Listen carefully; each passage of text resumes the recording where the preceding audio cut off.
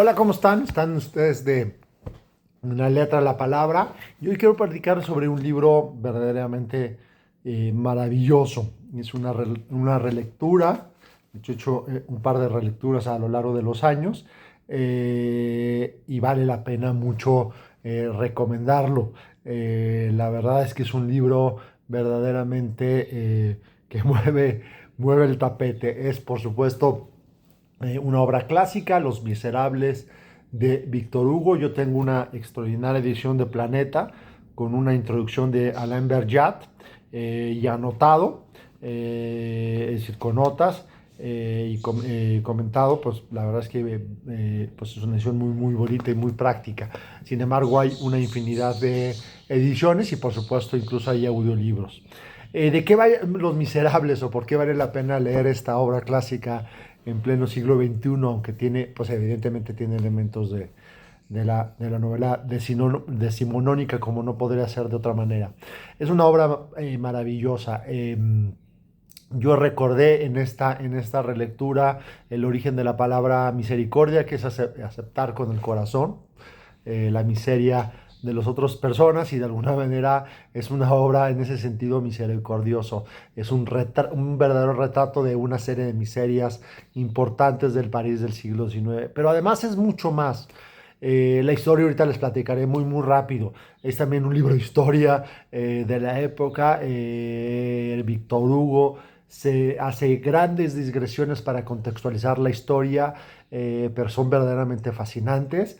A pesar de su longitud, uno no se aburre y la verdad es que repasa o aprende la historia de la Francia desde el Waterloo hasta pues mediados de los años 30 de los 1800, y además un montón de elementos e indicaciones. También es un libro de ensayo en cierto sentido.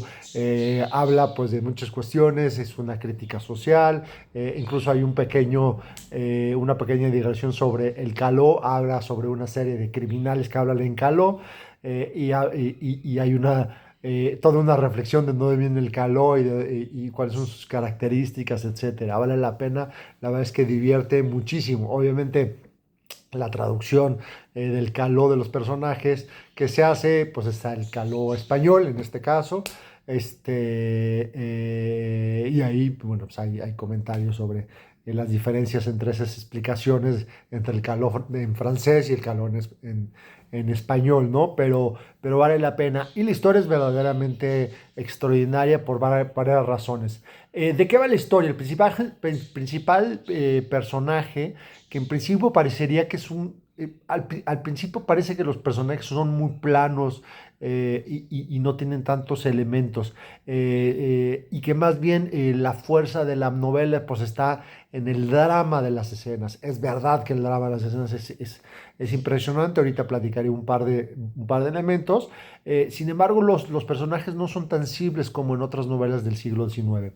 Jean Valjean es un prisionero que acaba de salir de la cárcel, de adolescente roba un pan, lo condenan, él intenta escaparse muchas veces y eso hace que las condenas se alarguen hasta que después de 19 años pues logra salir. Llega a un pueblo donde pues tiene que presentar su pasaporte de ex convicto y pues nadie lo recibe. Al final del día está a punto de dormirse en la banca con mucho frío, y una señora le diga: "Oh, pues ve allá con un obispo que te recibirá". Este obispo lo recibe con mucho gusto y en la noche Jean Valjean pues se ve tentado a robarle al obispo. Así lo hace y lo atrapan, lo regresan precisamente a preguntar para el obispo, y el obispo, mire misericordioso, le dice: "No, por supuesto que yo se lo regalé, no es algo que se haya robado". Y después le dice: "Este es mi regalo para que después cambie".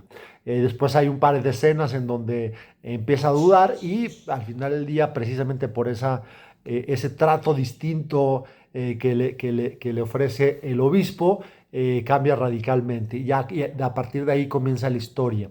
Llega un poblado, lo que hace Víctor Hugo es precisamente abordar a los personajes desde distintos ángulos. Resulta que se cambia de nombre y cambia completamente una industria y hace rico a un poblado y se hace rico él, ¿no? Y empieza a ayudar a un montón de personas. De alguna manera fue transformado precisamente por el obispo. La trama comienza cuando de manera paralela, una mujer eh, es abandonada de alguna manera es una madre soltera que es abandonada, tiene que irse a su lugar de origen, que es precisamente este pueblo, y deja a su hija al cuidado de la familia Thenardier, que resultan ser pues, los villanos de la novela. Esta mujer pues entra en decadencia, es completamente vejada, es corrida de la empresa sin que se entere precisamente Jean Valjean, y en algún momento pues, lo van a ayudar, y es explotada por la familia Thenardier, que cada vez le cobra más. Ella se tiene que cortar el pelo, hay una parte trágica que se tiene que incluso quitar los dientes y prostituirse, pero bueno, pues a punto de caer a la cárcel, pues es de manera salvada por el millonario del pueblo, que además termina siendo el alcalde del pueblo. Hay un policía que también al principio parece ser muy plano, cómo termina no les voy a platicar, pero resulta que es un personaje que que termina transformándose de alguna manera, precisamente al confrontarse con diferentes elementos hacia el final de la novela. Al perdonarla, este policía celoso que sospechaba que Jean Valjean era un antiguo, como efectivamente lo era, convicto, lo acusa y resulta que habían encontrado a otro personaje este, este, que lo confunden con Jean Valjean y lo va a condenar. Entonces Jean Valjean entra en un conflicto personal y se termina entregando diciendo, no, el verdadero Jean Valjean soy yo. Alcanza de alguna manera esconder su riqueza, pero termina por no cumplir con la promesa a Fantine, la madre soltera, de llevarle a su hija. Y él decide pues hacerse cargo de alguna manera de la niña. Por diferentes circunstancias, en una escena también medio dramática, logra escaparse y haciendo una labor correcta cae al mar y logra escaparse otra vez, y recupera a la niña.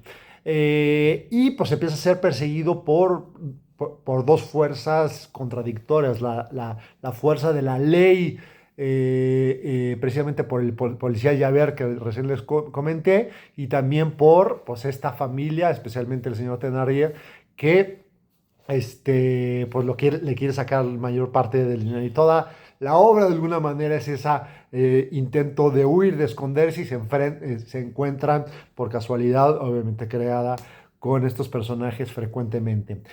Poco después también hay unos elementos políticos, Cosette crece, hay una historia de amor, en donde un noble de alguna manera rechazado ve a Colette, que así se llama la niña, y la trama sigue. Pero hay un par de escenas que vale la pena comentar para precisamente describir la grandeza de esta novela. La primera es que Thenardier de alguna manera reconoce en algún momento a Jean Valjean, y con un grupo de ladrones lo agarran, lo secuestran y le quieren quitar dinero, les pide que le escriba a su hija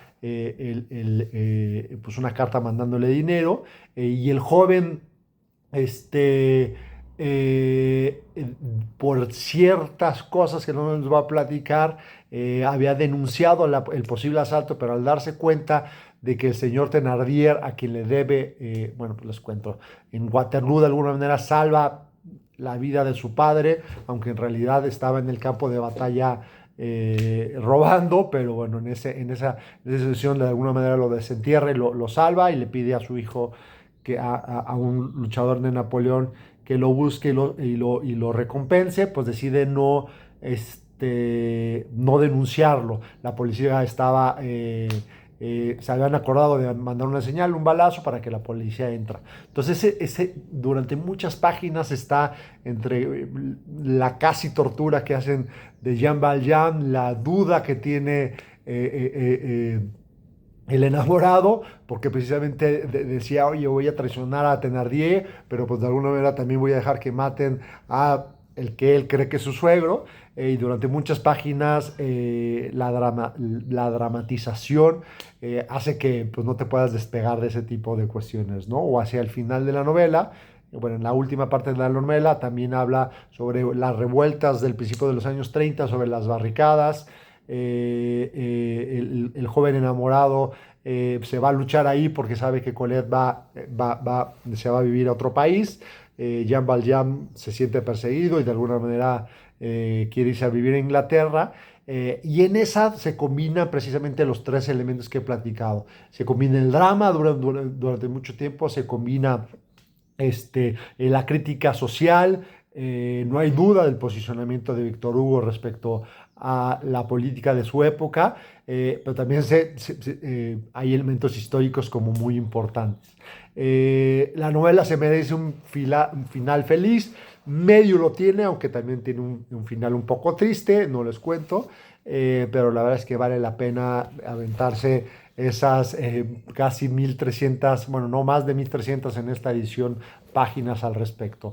Es una obra maravillosa que vale la pena no solo leer y releer, y no por nada, pues es uno de los grandes clásicos y una de las joyas de la literatura, de la historia de la literatura. Se lo recomiendo mucho su lectura.